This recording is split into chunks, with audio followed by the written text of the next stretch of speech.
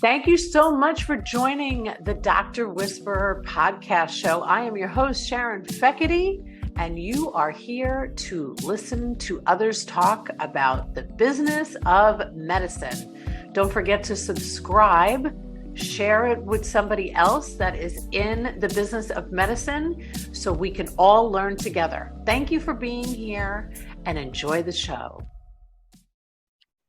Dun, dun, dun. Here we are again, the Dr. Whisperer. I am very excited to bring you Chuck Rinker, who is with PRSONAS, and this is a very innovative conversation.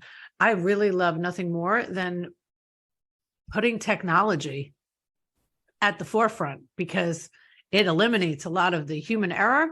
And although I know we will always have to have humans, we're always going to have doctors, no matter what they do, telehealth, telemedicine, teletherapy. I'd like nothing more than to replace Miserable Mary with Daphne. So Chuck, why don't you, welcome to the show, first and foremost. Thank you very much. Thank you for being here. As we navigate through the business of medicine, I always like to provide the audience with new and innovative ways to improve your practice, to improve your business of medicine. So why don't you tell us a little bit about PRSONAS and how this can help the industry that we're discussing right now? No, wonderful. And I do sincerely appreciate you having us on. A lot of people start off with what's an AI company? What's a software AI company have to do with practical practices in the healthcare sector? And at first, people got to understand that PRSONAS is a new way of engaging humans and communicating between humans and technology. So part of the goal here is simply to remove all the buzzwords you hear about, IoT, text-to-speech, cognitive services, artificial intelligence, all those geeky things that don't seem to have a practical use and only seem to be 10 years out, and realize that what we've really accomplished is the ability to package all of that, those efficiencies you alluded to about cutting back on physician burnout, cutting back on the complexities and the confusion that a patient has through their patient journey, and really enabling healthcare providers and patients, all the HCPs, just a tool set to help open up that communication to be able to more effectively use that back in technology. Okay, Sure. That's all that have to do with today.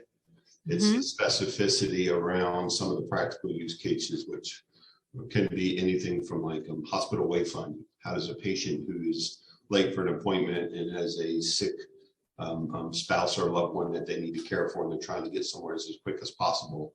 Do you interrupt the staff? Do you try to find yourself away in unfamiliar territory? You can employ one of these digital employees in your practice.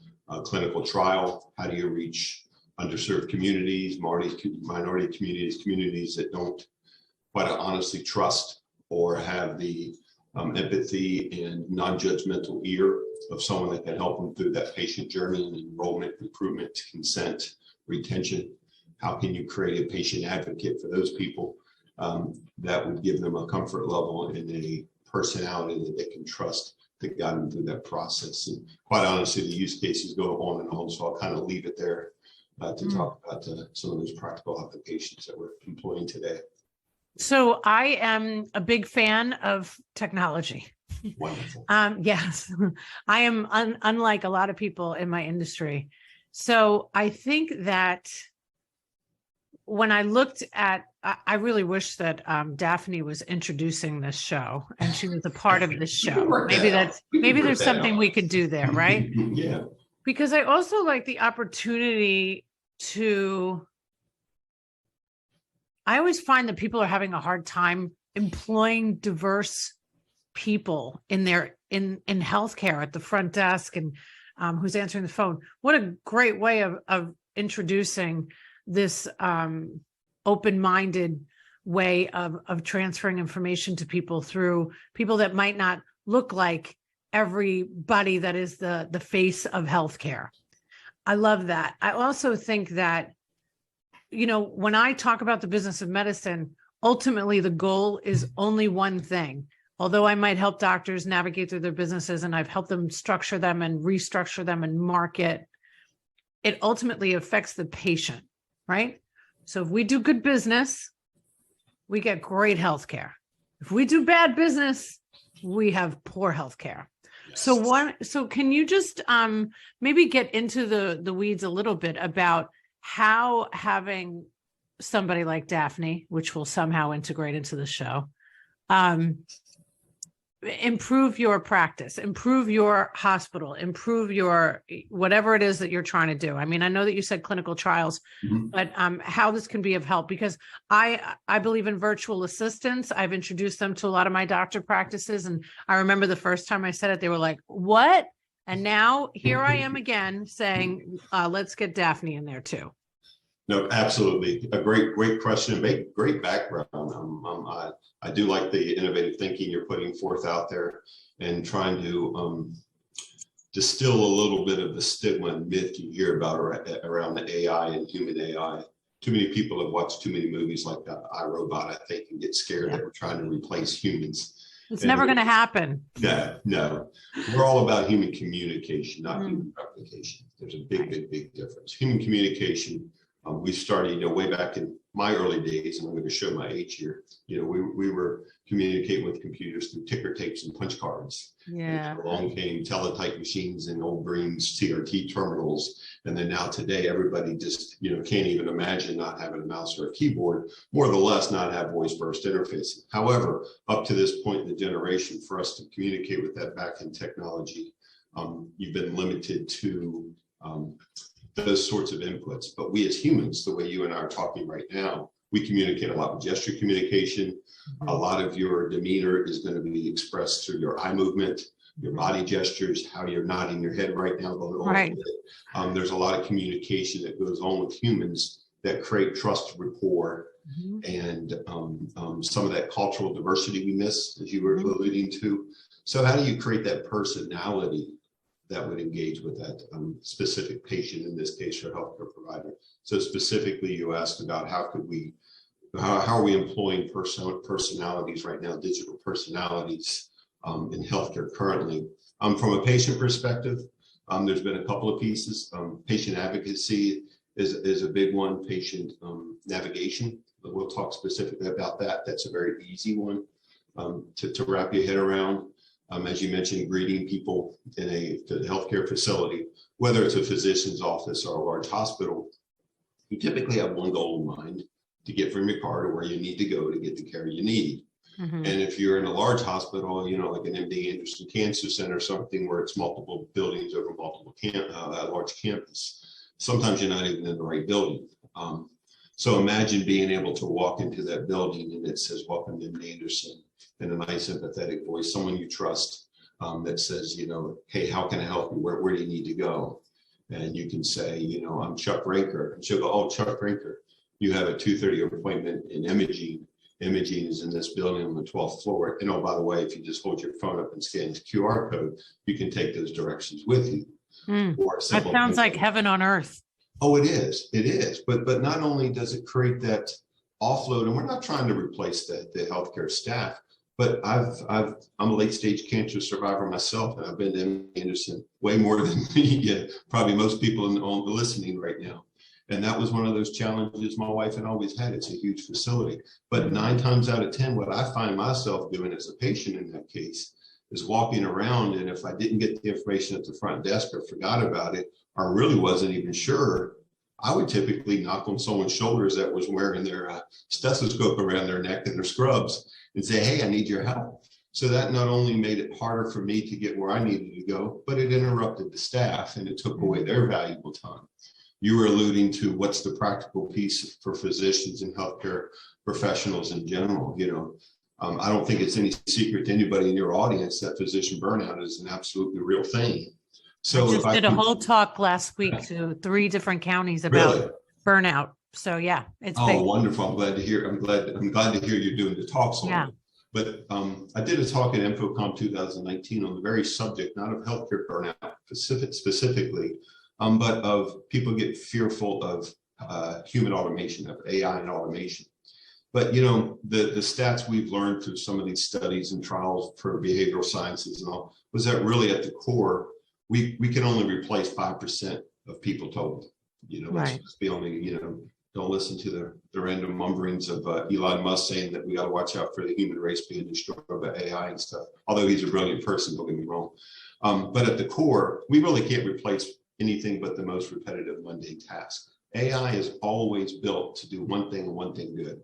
In particular, our PRSONAS, if it's designed for the wayfinding, it can help you get where you need to know. If it's for a clinical trial, it can run a patient through our participant through a consent process in an automated, empathetic, approachable fashion. So with the physicians, what we want to do is create this tool set for the healthcare professionals so that we can take that 20 or 30% of their day-to-day redundant tasks and automate them. So if you think about the potential, these doctors have spent their entire life getting better and better, improving their efficacies, their patient outcomes. What if we could give them 10 to 15 hours back a week to help them focus on what they're doing, what humans can only do and AI will never do, and the innovate creativity that you can get out of it. So that's part of the core value proposition of trying to get PRSONAS out there. So do you, because I really like just seeing this on the website, your website, she was front and center and she changed her outfit a few times and she was quite lovely. And I thought, wow, that's a really nice introduction to a medical practice on a website. And it also kind of sets the stage that this isn't going to be a practice that might say something ridiculous like, let me fax that to you. Yes. Right? I mean, Chuck, let me tell you, people ask me to fax some stuff all the time. I'm like, welcome to 2023. Like, what are we doing here? And I think that, if anything was shown to us through these last few years, that we better get our butts in gear when it comes to technology. We really have to learn how to separate ourselves from everybody else. I just interviewed a mobile pediatrician, and that's not uncommon in the people that I've helped with breaking out of this system that I find is so not willing to change, right? And hearing these ridiculous things like AI is going to replace humans. It literally could never do it. Even with robotic surgery, there still needs to be a human that is taking care of this robotic surgeon and the patient that's on the bed. So where do you see the most resistance? I guess is what I want to know, because I want to be able to break that resistance somehow through a conversation. The most resistance, I'm going to comment, I'm going to anecdotally give you a little background, which is pretty funny when you triggered on the fear factor there, is back when the stethoscope was first introduced to medical practice, and a lot of your audience members might know this too, the physicians viewed the stethoscope as a threat to their practice. Can't replace the human ear. The human ear is too sensitive. The stethoscope can't do all the subtleties we do. And I mean, come on, do you know an HCP out there that doesn't have access or isn't mandated to have a stethoscope? Right. So the first thing you got to do is really start disseminating the information that the fact that our automation, our tool set, we're just a tool to be used by the healthcare industry. Just because our tool set has a resemblance and has eyes, ears, nose, and mouth, and has what is perceived as a personality, is simply because what we're doing is opening up those communication barriers to your patient population. We speak 148 languages, Sharon. We have a patent on doing sign language. Wow. You're talking about cultural diversity, inclusivity. Here's another anecdotal piece about focusing on the communication aspect of AI, not human replacement. There's this population up in Spokane, north of Seattle, that we did some work with, Columbia Health Basin. Incredible facility up there, one of those all-inclusive facilities where the optometrists and the imaging and everybody was all in a facility. And there's a population up there that speaks a language called Mixteca.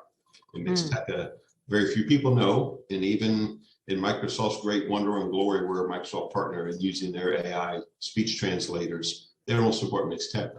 But because of the way we can custom engineer these models, we taught our Daphne, and for those audience members who hear Sharon and I talking about Daphne, every we love Daphne facility kind of adopts her own personality. You know, the workers' credit union uses the term Olivia. So everybody kind of treats her as a part of the staff. So when we talk about Daphne, we're talking about that. But in any sense, we spoke and taught our Daphne to speak Mixteca so that when this population of migratory workers and small tribe that would come into this healthcare facility was greeted in their native tongue with a character that had a physical resemblance, an emotional reaction, an empathetic ear, and would greet them in their native tongue and just gave them that sense that, you know, this facility is here to really help us.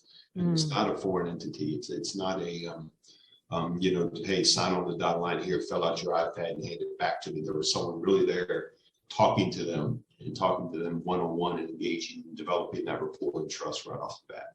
Love it. So I want to switch gears for a second here and talk to you about your professional career, because I realize that you've been developing black ops military tech and NASA space-borne avionics through gaming, and including directing the NCAA, Madden. I mean, it goes on and on and on. So first of all, like, what in the heck are you talking about? You were developing black ops military tech. I'm very excited about that. Well, how does that translate to what you're doing today? It actually translates a lot more directly than people think. I actually grew up a very modest cattle farmer. My dad instilled a pretty hardcore work ethic on us. So we were always taught to, you know, the persistence is mandatory to get what you want, get where you want to go. So, you know, never jumping on an airplane until I was 19 years old and went off to college. I was just a farm boy until then. So I started opening my eyes to seeing what was out there. Got into I grew up outside of DC in a little town called Berryville. So I got into the black ops, and the reason that plays into there is with the black ops work I did in the military, it was a lot of very high-tech embedded systems. We did reconnaissance systems with satellites. And what I quickly learned is that when you see a problem and you have a certain tool set available to you, there's very little you really can accomplish with some elbow grease and leg work.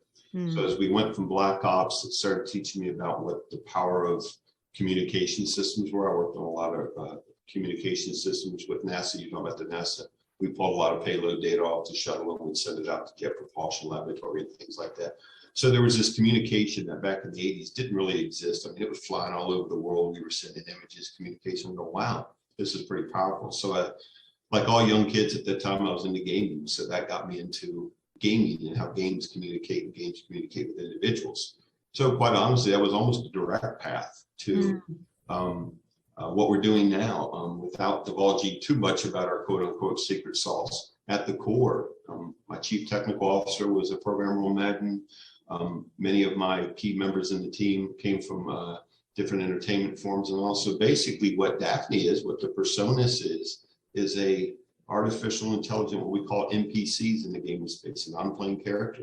But instead of teaching them to, in my Madden days, you know, 3 football players, gang tackle, and running back, we're teaching our avatars to not play sports and not play shooting games. We're teaching our avatars to assist healthcare professionals and other industry professionals in the manner they know. It's really, as I mentioned, AI can do one thing well, and that's whatever you teach it to do. Right. So we're now just shifting our gears. As a matter of fact, in our early launch, you can see PRSONAS as a communication engine. This iHealth Assist line of products that we're building for the healthcare sector is really what we call PRSONAS with the heart. It's finding that PRSONAS engagement engine that we've developed over about 7 years and trying to find it and apply it to a better purpose than just making money. Not saying we're not trying to be a profitable business like all, but there really is a purpose in improving outcomes, the health and wellness of people that PRSONAS can play into. And I'll summarize it in this word. You and I spoke probably off camera earlier about the attraction and how adults and kids get very motivated. I won't use the word addicted, especially with this audience, but to the gaming world. You know, if I can convince that I can create a compelling engagement where a gamer, whether they're 9 or 90, is spending a good portion of their week engaging with these digital avatars on a gaming console. Think about how powerful it would be if we could have patients engaged to their own compliance, treatment compliance. If we could get patients and participants that engaged with being an active participant in the trial through the full retention to the end of the trial, how powerful would that be if we could go to underserved communities and create culturally diverse avatars that are working as recruitment agents to try to get that underserved population aboard. We're doing a ton with ASL. We've already done many installations with sign language. And if you're looking at recruiting what is almost nil represented in clinical trial world, which is the deaf community, how do you reach them? You reach them through communication and engagement. And that's really kind of summarizing how we hope to just move the needle in healthcare. If we can just change the outcomes a little bit, it's going to make a huge impact in the world. I'm ready. Wonderful. I'm ready. Sign me up. I am ready. Well, I've done, I did a Miserable Mary video because I teach a lot about hospitality and healthcare. And I think it is one of the most disgraceful pieces of the medical system today is the lack of just being pleasant to somebody that walks through the door. I know I keep going back to this, but if I could replace Miserable Mary with Daphne, I would pay whatever it costs. Really, because it is almost unbelievable to think that people come in feeling bad, right? I mean, you shared about your own journey and going into these wonderful spaces that help people stay alive, right? And these physicians can't control Miserable Mary up front. But if you are giving great information, like you said, and you're feeding it the right way to speak to the patients and direct them to where they need to go, you want to talk about efficiency. I mean, that's why I say, sign me up. I'm a fan. So I'm excited for everybody to take a look at the show notes where you can link to PRSONAS and find out more about what Chuck is doing to really, at the end of the day, to help us all have a better experience, especially in the healthcare system, which isn't always healthy, to be honest. That is true. I'll defend the healthcare system a little bit as well. I have a lot of family members in there. And part of the labor issues, you probably already know this, probably there's 3 openings for every resume in the pot. Physicians get their burnout. Healthcare professionals are subject to burnout. We did some work with the Disney Hospital years ago, and we actually couldn't even put notifications in because just like people go quote unquote nose blind to things like, leaking propane or something, the number of notifications and overwhelmed amount of information that most HCPs are subject to, just their body just doesn't even interpret it. It's just lost. So the automation is also part of that solution to help relieve some of that burden. And such. So yes. I love it. I'm down, Chuck. I sign me up. So doctors and anybody who's listening, practice managers, I really think that it's really smart to understand that the future is now. It's not next week, next year, next month. It's right this minute. It's already happening. So why don't you start getting more educated and informed of what's to come? And there's nothing to be afraid of.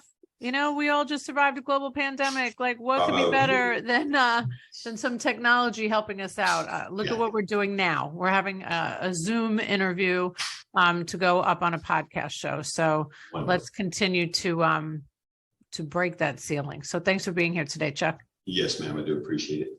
Thank you.